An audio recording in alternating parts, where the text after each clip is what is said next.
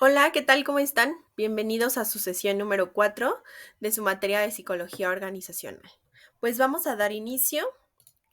Recordarles que como siempre les estaré presentando la agenda principal con los temas de la asignatura y para esta sesión número 4 nos vamos a enfocar en estos dos, que es el ámbito y perspectiva sobre la psicología organizacional y teorías organizacionales, que esto va a estar muy interesante porque ustedes podrán ver todas las teorías que han existido a lo largo del tiempo sobre el comportamiento de las personas y cómo es que las podemos adoptar ahora de una manera distinta porque se han ido haciendo cambios a lo largo de la historia, pero cómo lo podemos adoptar.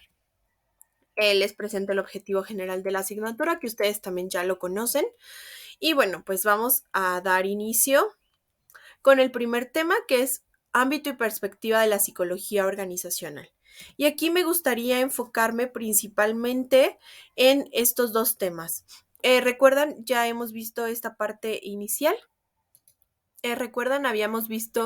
Hemos hablado durante las sesiones pasadas acerca de lo que es la organización, de qué se trata, su clasificación, cuál es el papel del psicólogo dentro de las organizaciones y por qué es tan importante su presencia, qué es la psicología organizacional y las ciencias que son afines a ellos y el nivel de análisis del comportamiento organizacional. Entonces, dentro de estos temas hablábamos y debatíamos sobre lo que es el papel del psicólogo organizacional, la importancia que tiene que al día de hoy contemos con psicólogos dentro de las organizaciones, pero no para brindar intervenciones psicológicas, sino para brindar todo este soporte al área de recursos humanos, generar proyectos que ayuden a incentivar a los colaboradores y también hablábamos sobre los niveles del comportamiento organizacional, que estos niveles pueden ser desde micro a la mitad, que son los grupos, y macro perspectivas, ¿no? Que tiene que ver con toda la organización en su conjunto. Entonces, que también es importante que vayamos identificando qué tipo de niveles deseamos, pues, atacar en el sentido de mejorarlos. Y bueno, pues iniciaremos hablando sobre la psicología organizacional y cuál es la importancia que tiene. Pues básicamente la psicología organizacional es esta aplicación que se hace de conceptos, de conocimientos, de habilidades y metodologías, pero aplicadas en contextos laborales, ¿no? Y el objetivo que tiene es generar bienestar económico, social, bienestar de salud, bienestar ambiental y bienestar mental a cada uno de los miembros de la organización y de cualquier nivel jerárquico.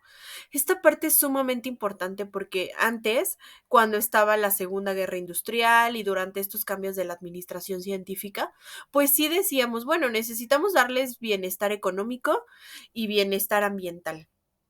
Pero hasta la última década se ha tomado en cuenta el bienestar mental y de salud emocional de las personas. Antes este era un término que no se tomaba en cuenta, que no se hablaba sobre la salud mental y es sumamente relevante que podamos hacer acciones para mejorarlo. Y al día de hoy ya se están tomando, al día de hoy ya se está mejorando este aspecto. Entonces, ¿cómo es que ha ido evolucionando con el paso del tiempo la psicología organizacional? Bueno, pues con el paso del tiempo lo que se ha hecho es, uno, que esta disciplina se desarrolló ampliamente en las últimas décadas, con un enfoque que ya es interdisciplinario y en virtud de la problemática del manejo de los recursos humanos. ¿Por qué? Porque antes las personas que estaban dentro de las organizaciones pues eran prácticamente esclavos, ¿no?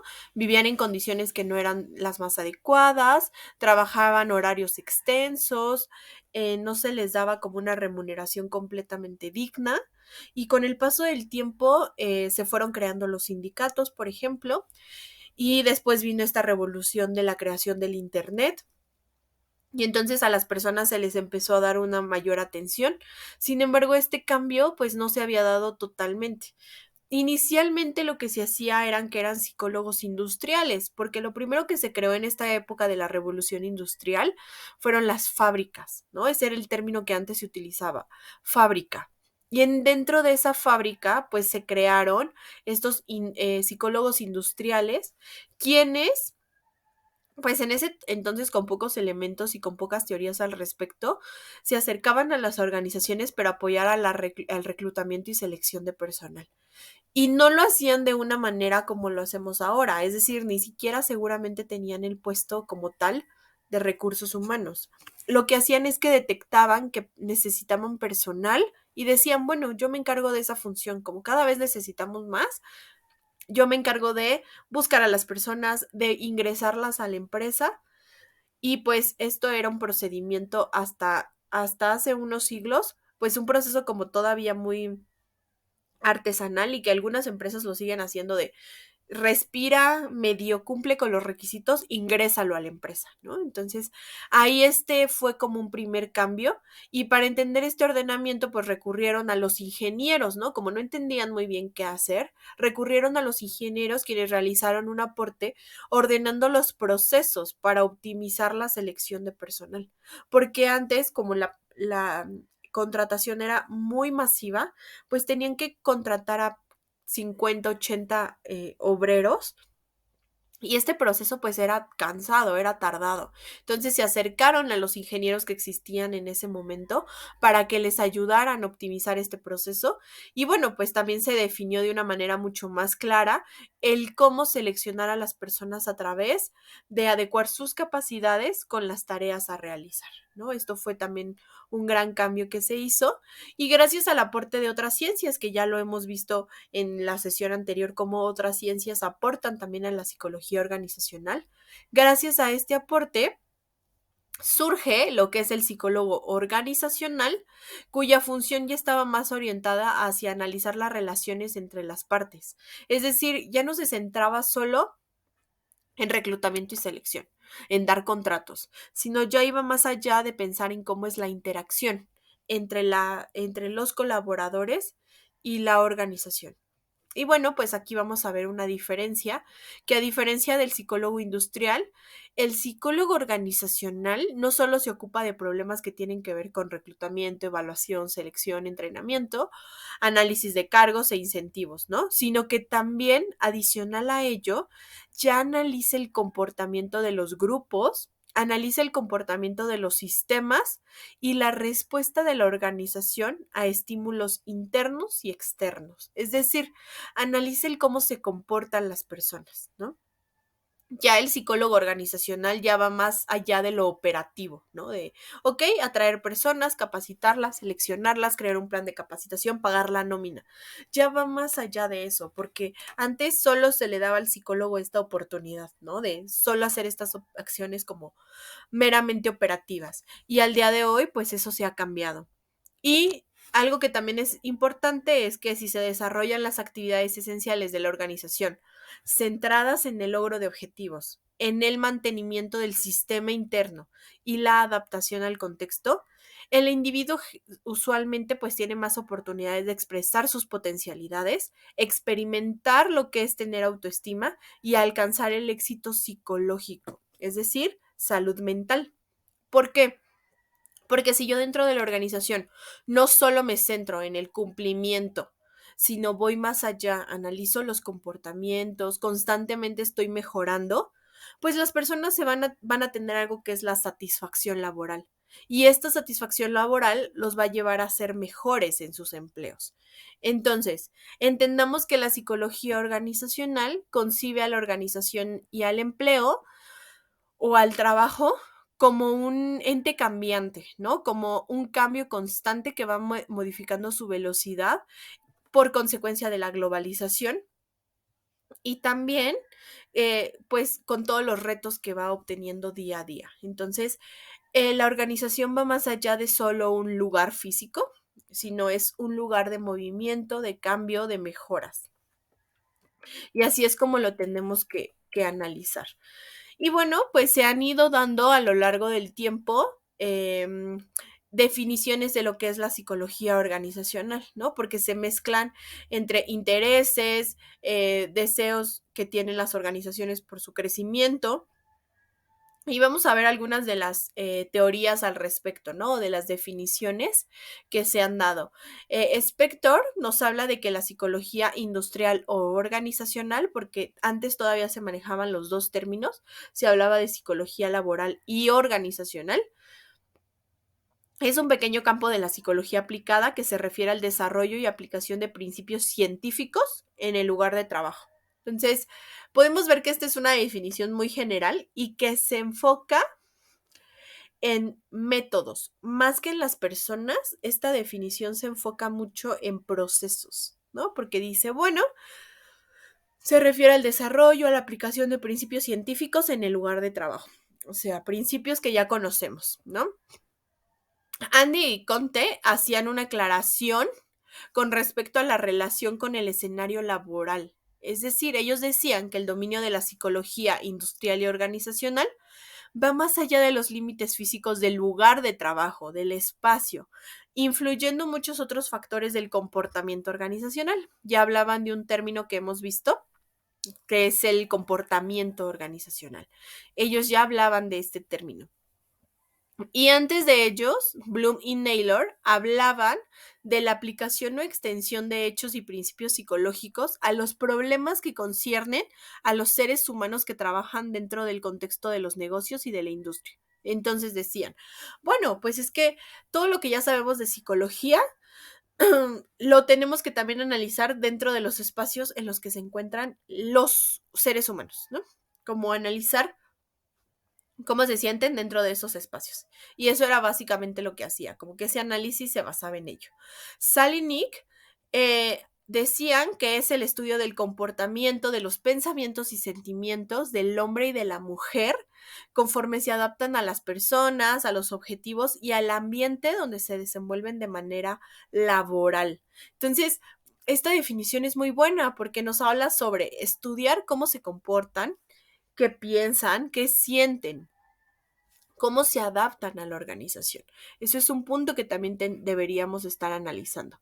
Y por último, Furham nos habla que es el estudio de la forma en que las personas se reclutan, se seleccionan y socializan en las organizaciones, de la manera en que son recompensadas y que son motivadas, de la forma en que la organización se estructura de manera formal e informal, en grupos, en secciones, en equipos, y de cómo surgen y se comportan los líderes.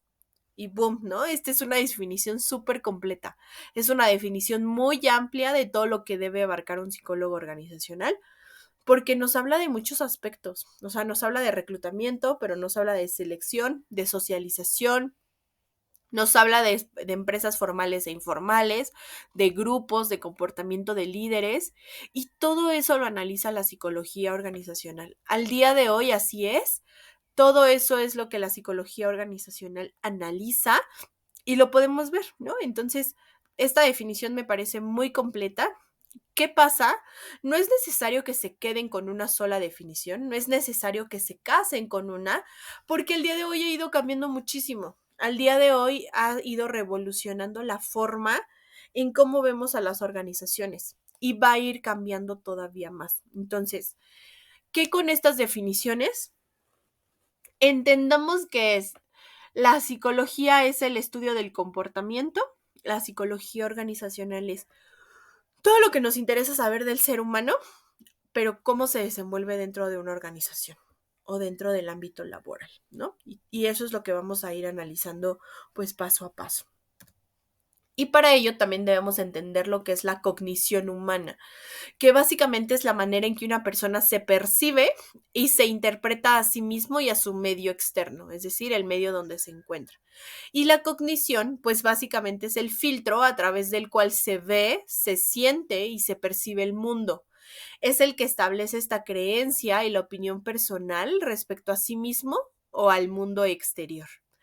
Y para comprender la conducta de las personas en el ámbito de esta exposición, pues hay dos teorías importantes. La primera tiene que ver con la teoría de campo de Lewin y la segunda, la teoría de la disonancia cognitiva de Festinger. Y ambas hablan acerca de la función de la cognición humana y la vamos a ver más adelante porque vamos a hablar sobre todas estas teorías que se han creado con base en estos autores. Entonces, antes de ver ello, vamos a hablar de qué factores internos y externos influyen en la conducta humana, ¿no? Entonces, las personas que están en la organización, las personas que se encuentran dentro, tienen factores internos que los influyen, como su personalidad, la forma en que aprenden, su motivación, su percepción, sus valores. Entonces, estos son los que influyen en la conducta de las personas, sus factores internos. Y existen factores externos que también influyen en la conducta de las personas en la organización. Y lo que influye en la conducta es el ambiente, las reglas y reglamentos, la cultura, las políticas que se crean, los métodos y procedimientos, las recompensas y sanciones que se les dan y el grado de confianza que se genere en ellos. Entonces, si yo tengo un ambiente organizacional que no es favorable, que constantemente hay peleas, luchas, que constantemente estamos como en un conflicto, pues el ambiente, la conducta de las personas va a ser insatisfactoria. Si las reglas y reglamentos no están ad hoc a lo que las personas necesitan, su conducta no va a ser apropiada. Si las recompensas y sanciones no están equilibradas, por ende la conducta de las personas va a ser cambiante. Entonces, podemos ver cómo todos estos aspectos sí influyen y en la conducta de las personas, aunque son externos.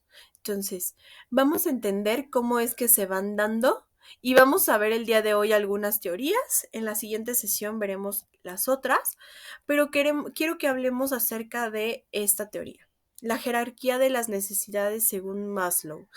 Y esta información, eh, aunque ya la conocemos porque nos han hablado mucho al respecto, la jerarquía de Maslow es la teoría de campo de Lewin, que asegura que la conducta depende de dos factores fundamentales, ¿no? Es decir, una, que es una necesidad satisfecha, no es una motivación para la conducta. Solo las necesidades no satisfechas influyen en ella, orientándolo a objetivos individuales. Y otro aspecto que dice es que el individuo nace con un cierto bagaje de necesidades fisiológicas innatas o hereditarias y al principio su conducta se encamina de manera exclusiva a la satisfacción cíclica de sus necesidades, ¿no? Como el hambre, la sed, el sueño, la actividad, pero solo se queda en esta parte. Y a partir de cierta edad, el individuo inicia esa trayectoria de aprendizaje de nuevos patrones de necesidades. Surgen necesidades de seguridad, de protección, necesidades fisiológicas y de seguridad, que son las principales, pero básicamente estas están orientadas hacia su conservación. Y a medida que el ser humano logra controlar sus necesidades fisiológicas y de seguridad, poco a poco se van elevando y entonces se crean las necesidades sociales, las necesidades de autoestima y las necesidades de autorrealización. Pero cuando el individuo alcanza la realización de las necesidades sociales, surgen pues estas de autorrealización. Entonces, ¿qué pasa?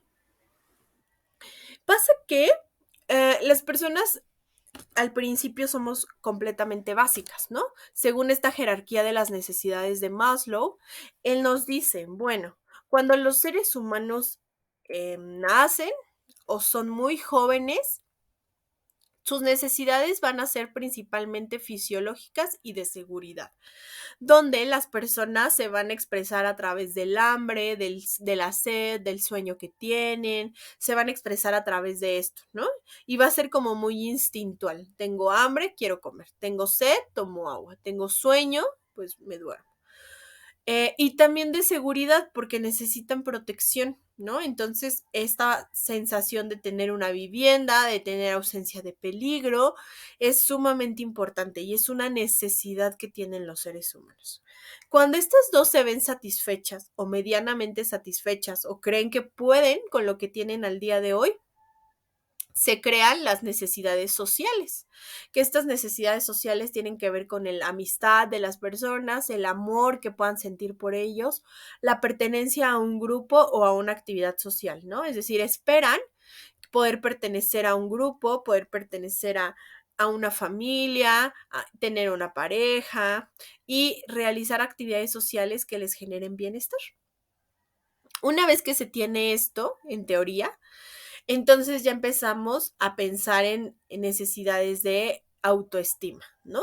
Donde ya se busca un estatus. ¿Por qué? Porque ya se tiene una vivienda, pero esa vivienda era para seguridad, para protección, para ausencia de peligro. Pero llega un momento donde dice, bueno, pues además de una vivienda que me dé la protección, quiero una que me dé prestigio, quiero una que me dé cierto estatus frente a las personas. Y empieza a generarse la autoconfianza a través del reconocimiento de los otros. ¿Por qué? Porque los demás empiezan a reconocer mis habilidades. Y el respeto a sí mismo se genera a través de este estatus o de este prestigio.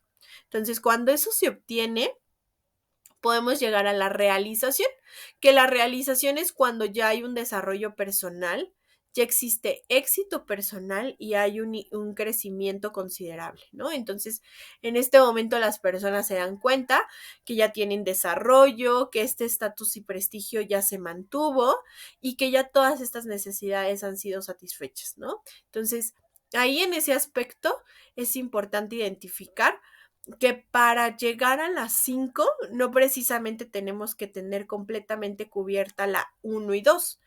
Puede que estén medianamente completas o alguna llegue a hacer falta, ¿no? Porque muchas veces las personas se dan cuenta que no todas están, ¿no? Es decir, a veces el autoestima no lo tengo, pero sí tengo la de realización porque ya logré el éxito, pero a lo mejor me falta autoconfianza o me falta la pertenencia a un grupo.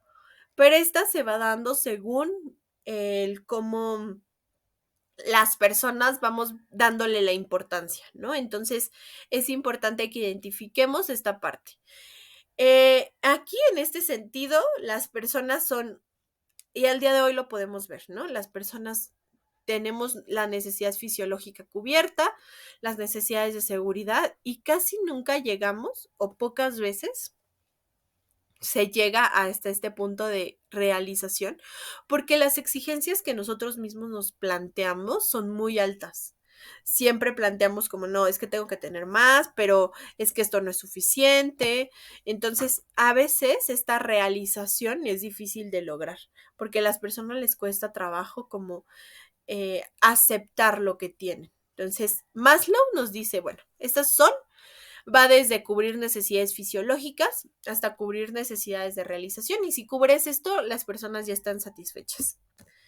Pero después surge Herzberg, que él dice, bueno, sí, si bien Maslow apoya la teoría de la motivación a través de las diferentes necesidades humanas, Herbert dice que se debe basar en el ambiente externo.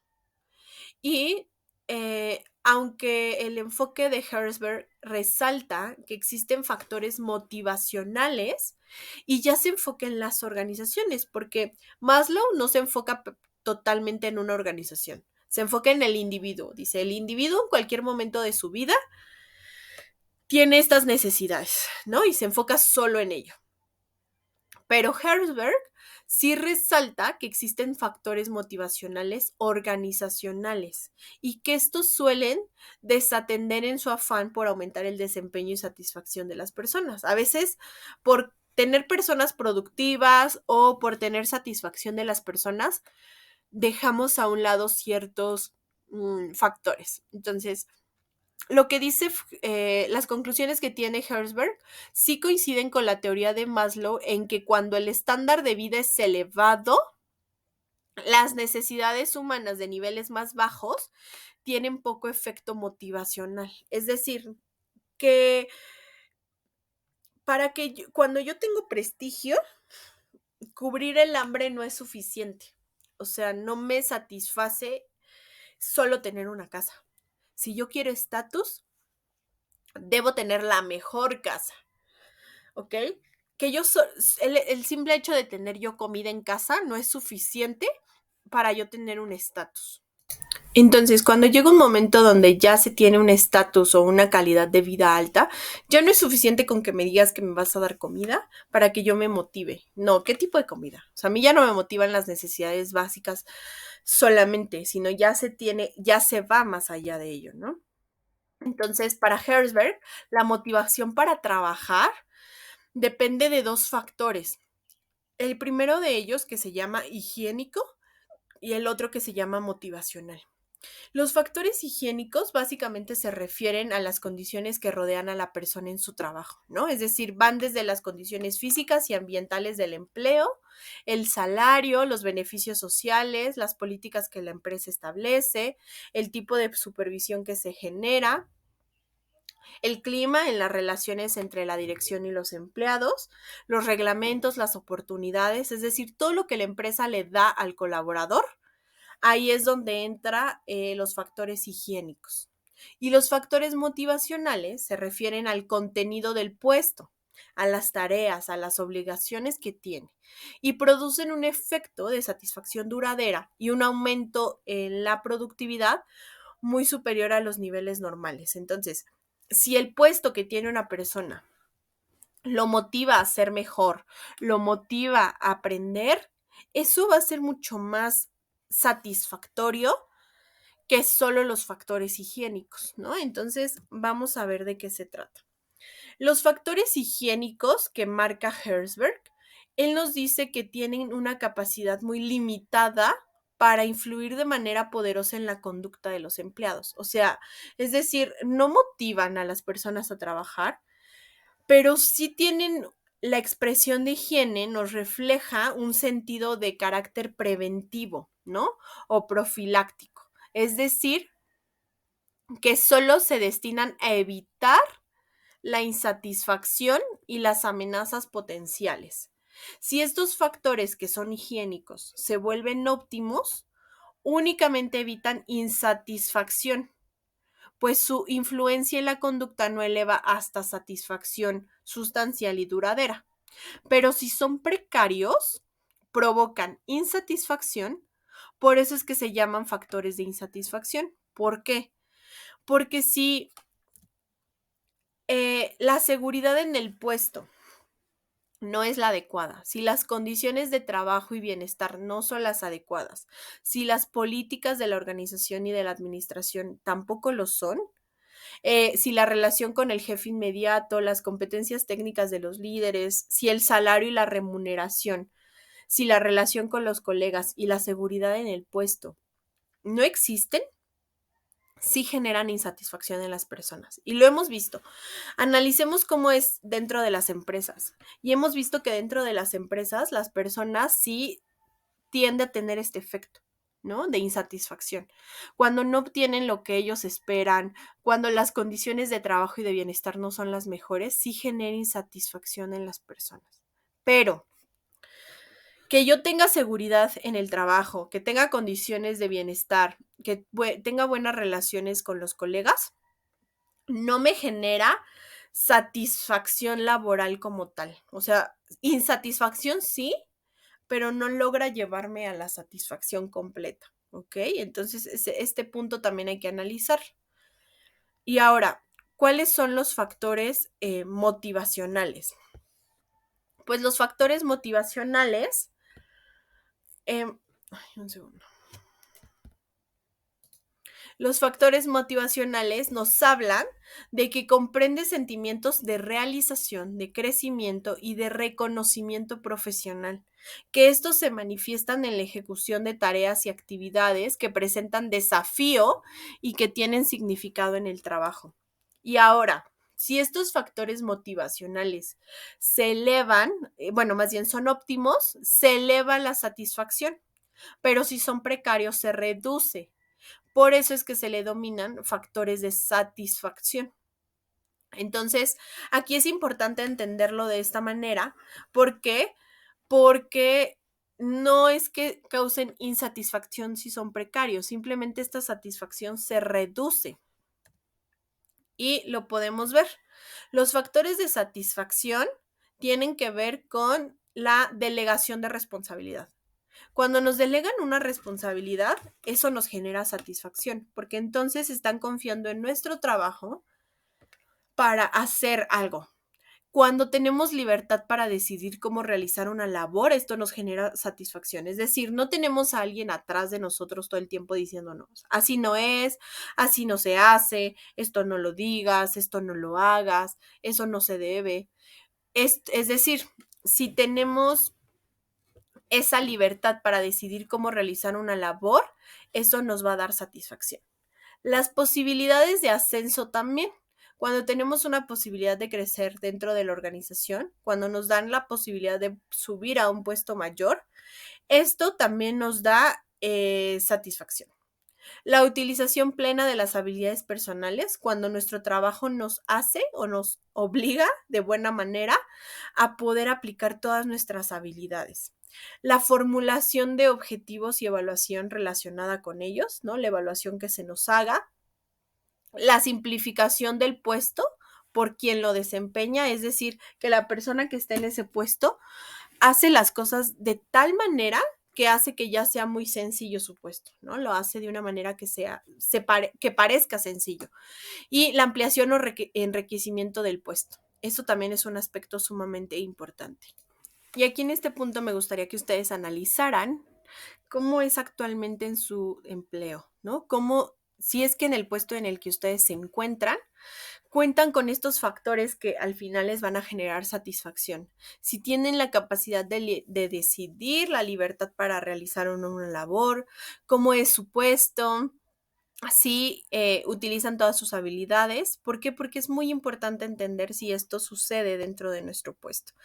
Y bueno, ¿qué pasa? En esencia, esta teoría afirma que la satisfacción en el puesto depende del contenido y si hacemos o no actividades que sean desafiantes o estimulantes.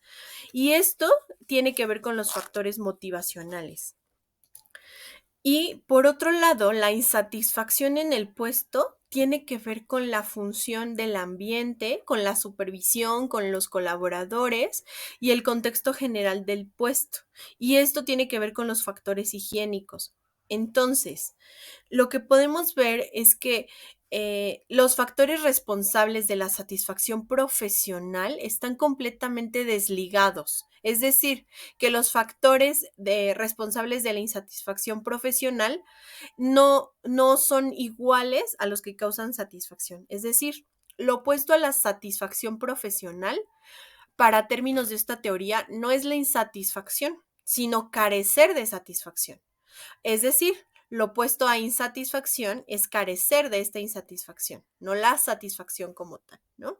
¿Por qué? Porque Herzberg propone que el enriquecimiento, Dios mío, discúlpenme, este enriquecimiento de las tareas consiste en ampliar deliberadamente los objetivos, las responsabilidades y el desafío que ellos tienen de las actividades del puesto. Entonces, aquí podemos ver que esta teoría tiene que ver con que son dos cosas por separado. Los factores que motivan a las personas no son iguales a los que generan los factores motivacionales. Entonces, el factor motivacional, si se tiene, existe una máxima satisfacción. Pero si no se tiene, pues no hay satisfacción. Simplemente las personas están neutrales. Pero si no hay factores higiénicos, entonces no hay ninguna insatisfacción en caso positiva, es decir, todo está bien, pero hay una máxima insatisfacción si no se tiene. ¿Ok? Entonces, lo vamos a ver cuando los vean en la sesión en vivo para que lo podamos ver con mayor detalle y a ustedes les quede claro. Y aquí hay una comparación entre la jerarquía de necesidades de Maslow, que él nos hablaba de necesidades básicas, necesidades de protección, de sociabilización, de autoestima y de autorrealización. Si las podemos como comparar con los factores de higiene de motivación de Herzberg, los podemos ver de esta manera. El salario y la vida de las personas, así como las condiciones físicas de su trabajo, van a cubrir el rubro número 1, que es de necesidades fisiológicas y de seguridad. Entonces, las condiciones físicas, la seguridad en el trabajo cubre esta primera. Las de sociabilización tienen que ver con políticas administrativas y empresariales, supervisión técnica, la relación interpersonal, la supervisión y cómo se llevan con sus colegas y subordinados. Cubre esta parte. La parte de autoestima la cubren ya a través de las motivacionales, que tiene que ver con la realización, con el reconocimiento y con el estatus. Y cuando alcanzamos la autorrealización es a través del trabajo en sí, la responsabilidad, el progreso y el crecimiento.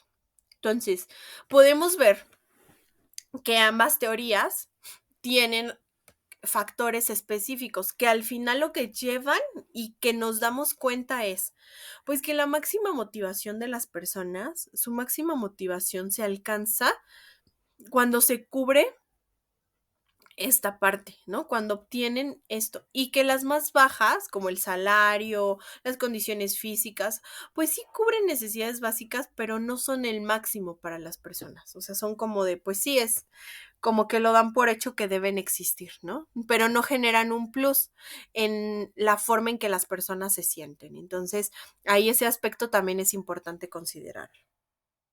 Ahora, vamos a hablar de otra teoría, que es el modelo contingencial de motivación de Bloom. Él nos habla de que la motivación tiene que ir ligada a ciertos factores. Para que una persona se sienta realmente motivada por su trabajo, tienen que existir ciertos factores que le generen esto.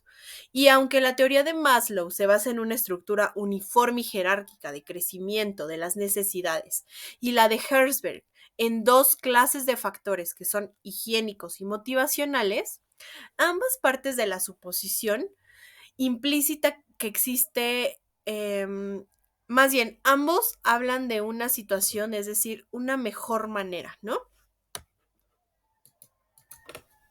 Entonces pasa que estas dos primeras teorías que hemos visto nos dicen, bueno, pues tenemos que motivar a las personas ya sea a través de las pirámides de necesidades humanas o a través de factores de motivación. Sin embargo, actualmente la evidencia muestra que la gente reacciona de manera diferente de acuerdo con la situación. Aunque todos quisiéramos que nuestras necesidades fueran cubiertas simplemente de esta manera, pues pasa que no, ¿no? O sea, las personas actúan de una manera muy diferente. Y entonces, Broom dice que cada individuo tiene 3 factores que determinan su motivación para producir más y que una persona va a desear aumentar su productividad, ser más eficiente y más productiva cuando se dan 3 condiciones. Si se dan estas 3 condiciones, entonces las personas pueden llegar a ser más productivas.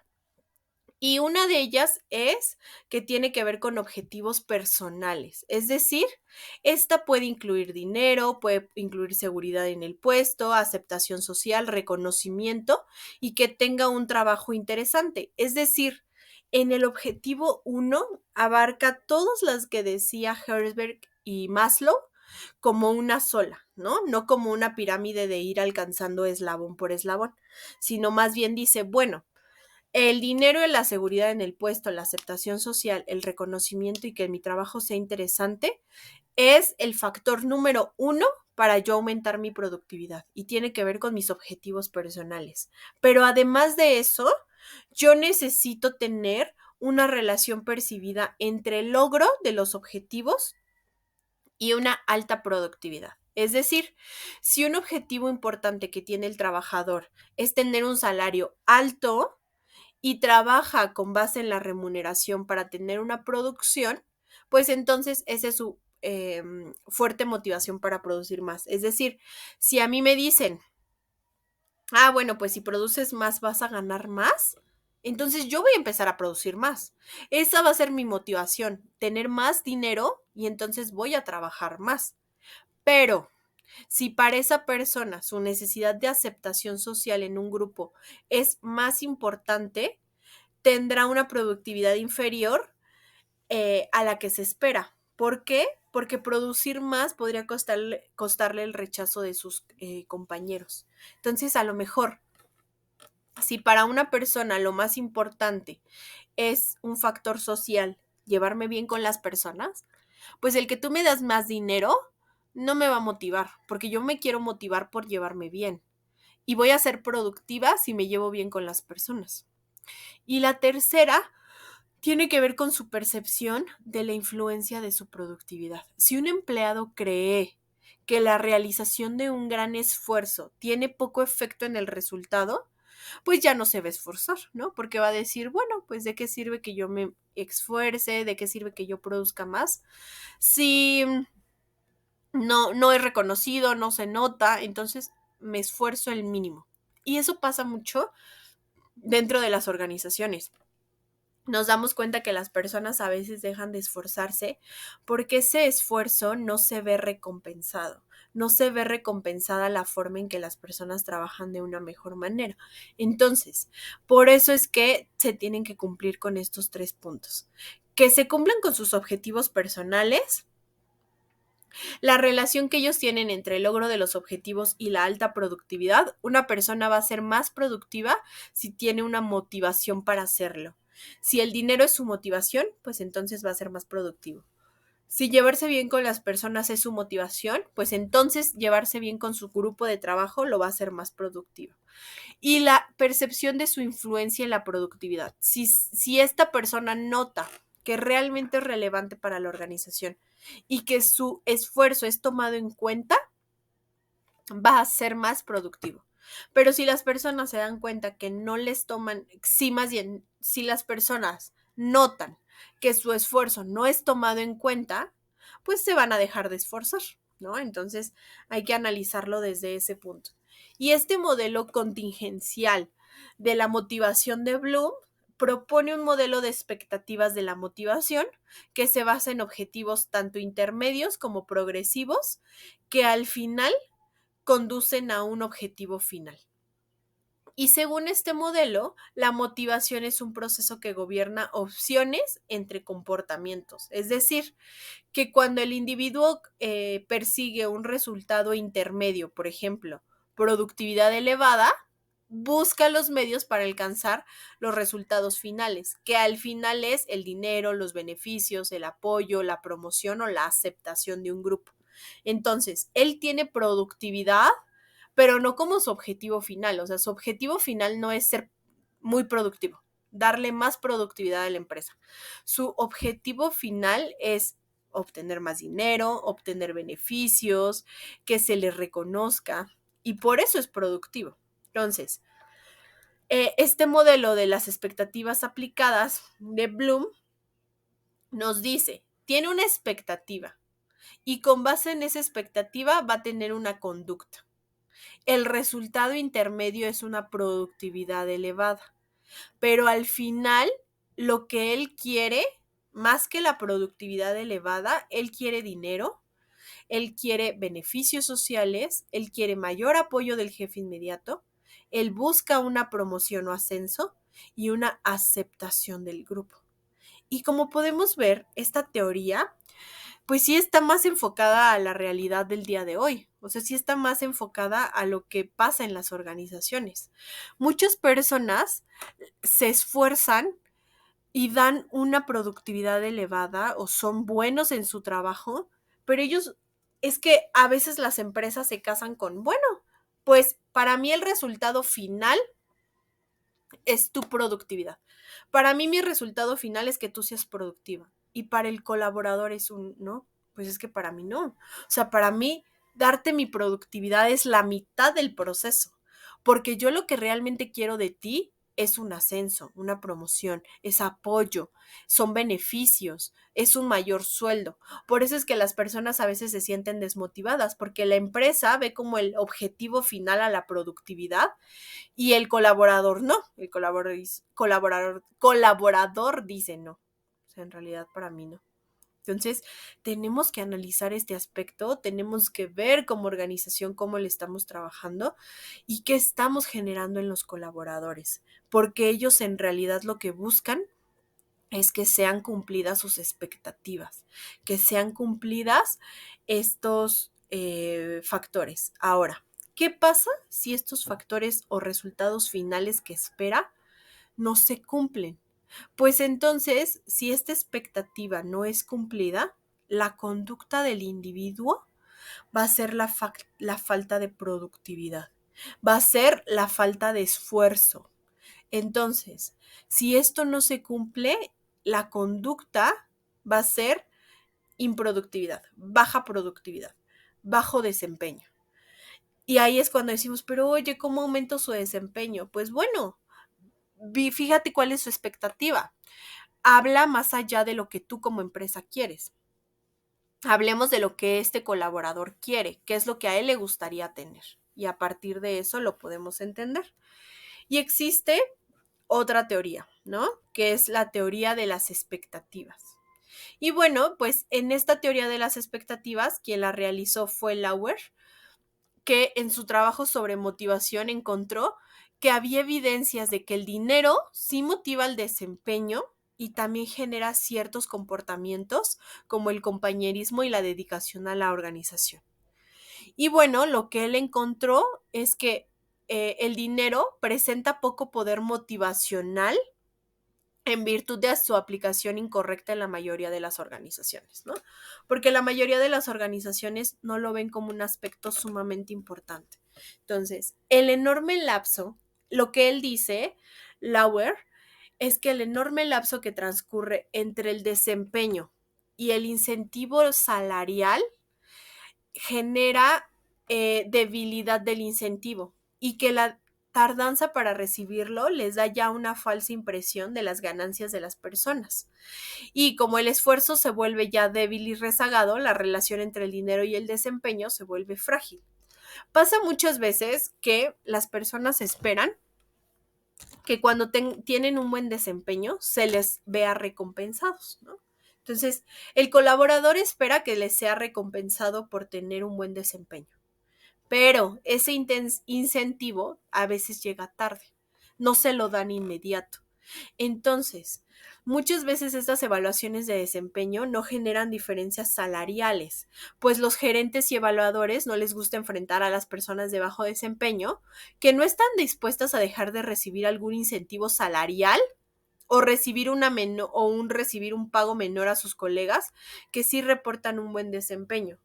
Por eso es que a veces los salarios tienden a mantenerse en un término medio, porque no recompensan realmente un desempeño excelente y provocan una relación incongruente entre el desempeño, entre el dinero y el desempeño, ¿no? Entonces, esta teoría de las expectativas nos dice que la relación no consiste entre el dinero y el desempeño, y esto se debe a varias razones, ¿no? Se debe a que pasa mucho tiempo entre el desempeño y el incentivo salarial que les corresponde. El esfuerzo es débil y rezagado, entonces la relación entre el dinero y el desempeño se va a volver frágil. La debilidad del incentivo y la tardanza para recibirlos les van a dar una falsa impresión de ganancias y los salarios se tienden a quedar en un término intermedio, ¿no? Es por eso que los salarios se establecen de una manera uniforme, sin distinción del buen o mal desempeño, y parece transformar el dinero en algo vil y sórdido, cuando en realidad es una de las principales razones que motivan a las personas a trabajar. Entonces, ¿qué pasa? Pues pasa que los colaboradores tienen una perspectiva de lo que su sueldo debería generarles. Sin embargo, esa perspectiva no se cumple, ¿no? Y entonces se tardan en darles este beneficio por el desempeño y las personas tienden a, pues, no tener un buen desempeño. Lauer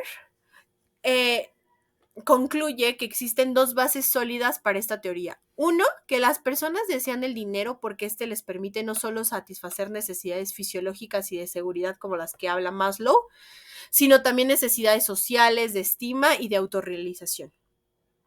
Y es que buscan que el dinero sea un medio y no un fin como tal.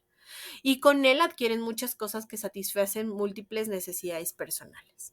Si las personas perciben y creen que su desempeño es tanto posible como necesario para obtener dinero, sin duda se desempeñarán de una mejor manera posible. Solo se necesita establecer este tipo de percepción. Entonces, las personas necesitan sentir que realmente están siendo reconocidas por lo que hacen, que realmente se está tomando en cuenta.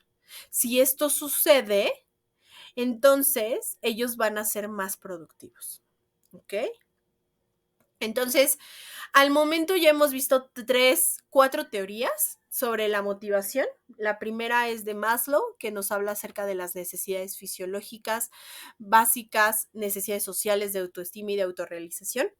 La segunda es la teoría de Herzberg, que nos habla de 2 factores, que tiene que ser el factor de factores higiénicos y factores motivacionales.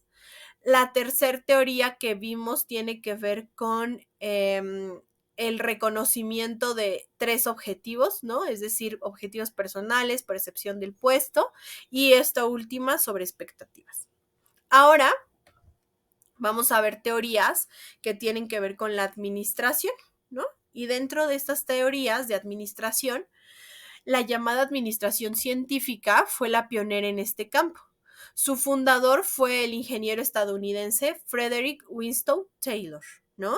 Que él estaba interesado en eliminar el desperdicio y aumentar la eficiencia por medio de la diferenciación entre los gerentes que se encargaban de concebir y definir a los métodos de trabajo y a los trabajadores, ¿no? Entonces, lo que él decía en esta teoría clásica de la administración es que tenía un aspecto prescriptivo y normativo. Hacía hincapié en principios y reglas para administrar y su modelo era cerrado porque la empresa se centraba en su interior sin preocuparse por el entorno, ¿no? Entonces, él lo que decía es que en esta misma época el ingeniero francés Henry Fayol buscaba la división del trabajo en la organización, pero no en la base de esta como lo hacía Taylor, ¿no? Sino ya en la cima. Y decía que la empresa debe ser dividida en 6 funciones básicas: en producción, en finanzas, en contabilidad, en ventas, en personal y seguridad.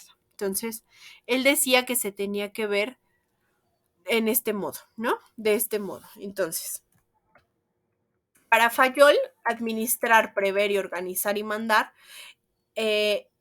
es lo que se tenía que hacer. Y Fayol adoptó principios generales y universales para la administración e hizo hincapié en que debían ser organizadas, ¿no? Entonces, estos eran como lo que él percibía de la organización. Y Fayol planteaba también adoptar principios generales de la administración, los cuales le permitían a los gerentes tomar decisiones sobre cómo alcanzar la máxima eficiencia. Y por ello existió una teoría clásica que, inspirado por el trabajo de Fayol, el estadounidense James Money creó sus principios de administración, ¿no? El primer principio hablaba de la coordinación, que subraya la importancia de organizar las tareas y funciones. El principio escalar, que identifica la importancia de las cadenas de mando. Y el principio funcional, ¿no? Que acentúa la importancia de la división por funciones, que son estas funciones que ya veíamos. Y la teoría clásica de la administración fue el segundo paso de la formación de la teoría actual de la administración, ¿no? Entonces, es de lo que él hablaba. Y después, un segundo, tuvimos el modelo burocrático de Max Weber, que él nos decía 6 aspectos para él fundamentales. El primero era la división del trabajo, que la tarea de la organización se divide y fragmenta en trabajos especializados. El segundo tenía que ver con la jerarquía, que las relaciones de autoridad y la responsabilidad están claramente definidas, que prevalece el principio de la unidad de mando y que cada jefe tiene total autoridad sobre sus subordinados, ¿no? Él decía esto. Las reglas y reglamentos eran muy importantes. La organización define los criterios y las reglas de comportamiento. La formalización de las comunicaciones, que todas las comunicaciones deben ser por escrito y estar documentadas. La competencia técnica, que las personas son seleccionadas y ascendidas con base en méritos profesionales, ya sea por medio de pruebas o concursos o la selección o por medio de evaluación de su desempeño. Y los procedimientos técnicos, que la organización se basa en puestos y no en personas. Y los trabajos son desempeñados por medio de rutinas y procedimientos técnicos establecidos. Entonces, el modelo burocrático de Max Weber, eso es lo que dice sobre lo que tenían que hacer las personas. Y para ello creó un ciclo, ¿no? Que hablaba de que una organización es racional cuando se escogen los medios más eficientes para alcanzar objetivos. Weber consideraba que la burocracia es la forma en que la organización se vuelve más eficiente, pero temía que se convirtiera en una enorme amenaza para la libertad individual. Entonces, algo que también advertía es la fragilidad de la burocracia cuando previó un posible conflicto, ¿no? Por un lado, las presiones constantes de fuerzas externas y por otro lado, el compromiso de los subordinados con estas reglas burocráticas, ¿no? Se tenían que establecer. Y según el modelo burocrático, para que una organización funcione correctamente, se requiere diferenciación, es decir, la división del trabajo y la especialización de las tareas y la integración, que es por medio de la autoridad jerárquica y la aplicación de reglas y reglamentos escritos. Entonces, cuando se obtiene esto, es cuando la organización se vuelve burocrática. Y nos dice que estos son los grados de burocratización de las organizaciones. Si tenemos exceso de, tenemos división de trabajo, jerarquía, reglas y reglamentos, formalización de las comunicaciones, selección y promoción, procedimientos técnicos, ¿no? Si hacemos una adecuada división del trabajo, si existe escasez de burocratización, en la división del trabajo va a haber falta de especialización, confusión y desorden. Si hay exceso, hay superespecialización y hay orden. En la jerarquía, si existe escasez de burocratización, hay falta de autoridad, pero si hay exceso, existe un exceso de mando y autocracia. Reglas y reglamentos, puede existir falta de disciplina o libertad extrema, o puede existir exceso de disciplina y falta de libertad. En la formalización de las comunicaciones, inexistencia de documentos e informalidad. Y en la parte de exceso de burocratización, exceso de papeleo e impersonalidad. En la parte de selección, es apadrinamiento y proteccionismo o exceso de exigencias, ¿no? Y en procedimientos técnicos puede haber improvisación y desperdicio, o un exceso de estandarización y apego a la rutina. Y al final, la consecuencia del exceso, de la escasez de burocratización es el desorden, el desperdicio y el caos, pero también en el exceso existe rigidez y mecanicismo, ¿no? Entonces, ¿qué nos dice? Pues el objetivo básico del modelo burocrático es imponer orden, que haya orientación y disciplina, así como mantener el status quo, ¿no? Lo que explica que porque las normas y reglamentos tienen que estar controlados. El modelo burocrático, esencialmente rígido y conservador, pues no acepta cambios, ¿no? Sino que intenta crear una barrera monolítica ante ellos. Y la burocracia se caracteriza por su rigidez y falta de flexibilidad y con aspectos que oponen radicalmente a la naturaleza mutable del ambiente, y el resultado de una organización es que sea arcaica, que sea rebase y que sea obsoleta, ¿no? En un ambiente que exige creatividad y motivación. Entonces, ¿qué podemos ver de esto? Es que sí necesitamos entender lo que la organización necesita, ¿no? Entender qué estilo o qué modelo puede ser más apto para una organización. Si un modelo rígido o un modelo más pues flexible, ¿no? Entender las necesidades de los colaboradores, entender qué quieren, qué necesitan, cómo es que pueden hacer sus funciones para poderse desarrollar de una mejor manera. Entonces, es ideal que esto se realice, es ideal que podamos entender este aspecto y que podamos generar cambios en la organización para que sean mejores, ¿no? Entonces, ustedes analicen cuál teoría es mejor para la organización. Para la organización en la que ustedes se encuentran, si esta teoría acerca de la relación con el dinero, las necesidades fisiológicas, las expectativas, poder ver cuál es más funcional y ver cuál se puede aplicar para que ustedes dentro de las organizaciones en las que se encuentran, pues tengan esta oportunidad de aplicarlo. Entonces, Estos modelos lo que nos ayudan es entender cómo se mueve la organización, porque yo les decía, el comportamiento organizacional tiene que ver con el cómo las personas se comportan. Entonces, vamos a ver paso a paso, en las siguientes sesiones lo vamos a ver. En la sesión grabada vamos a hablar acerca de este aspecto y les pido que ustedes analicen de manera personal cuál consideran que de estos modelos que vimos el día de hoy son mejores para la organización o cuál es incluso su organización en la que se encuentran sin que ustedes se den cuenta ya lo esté aplicando. ¿Ok? Entonces, pues les agradezco mucho su atención y pues nos vemos en la siguiente sesión. Muchas gracias.